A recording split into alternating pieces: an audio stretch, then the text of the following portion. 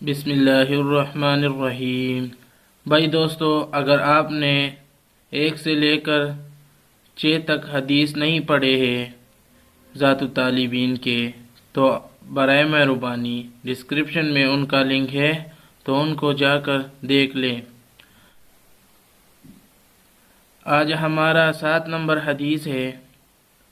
یہ شراب کے بارے میں، شراب کی مذمت یہ لکھا ہوا ہے۔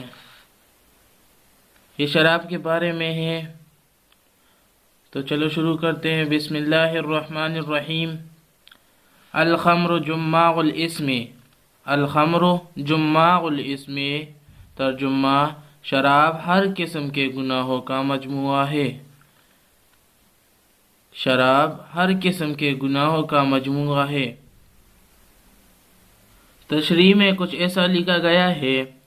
اس حدیث کی شرح میں محدثین فرماتے ہیں کہ شراب پینے کے بعد جب انسان کی عقل و حواس اس کے قبضہ میں نہیں رہتے، یعنی وہ اپنے ہوش و حواس میں نہیں رہتا، تو وہ بہت سے ایسے گناہ کر لیتا ہے جو اسے معلوم بھی نہیں ہوتے، یعنی وہ بہت سے ایسے کام کر لیتا ہے جو گناہ ہو اور اسے معلوم بھی نہیں ہوتا۔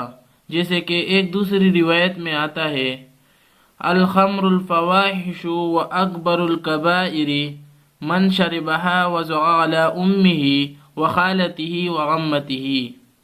اس کا ترجمہ یہ ہے، شراب بے حیائی کی جڑ ہے اور بڑے گناہوں میں سے ایک بہت بڑا گناہ ہے، یعنی گناہ کبیرہ ہے یہ۔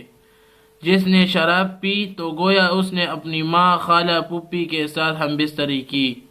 استغفر اللہ بھائی، یہ بہت بڑا گناہ ہے۔ یہ دیکھو، اپنی ماں، خالہ، پھوپھی کے ساتھ ہم بستری کی۔ تو ہمیں چاہیے کہ ہم اس سے پرہیز کریں، اس حدیث پر عمل کریں۔ بھائی دوستو، اگر آپ نے ہمارے چینل کو سبسکرائب نہیں کیا ہے تو سبسکرائب کر لیں، تاکہ ہماری ویڈیو آپ تک پہلے پہنچ سکے۔ اللہ تعالی ہمیں اس حدیث پر عمل کرنے کی توفیق عطا فرمائے۔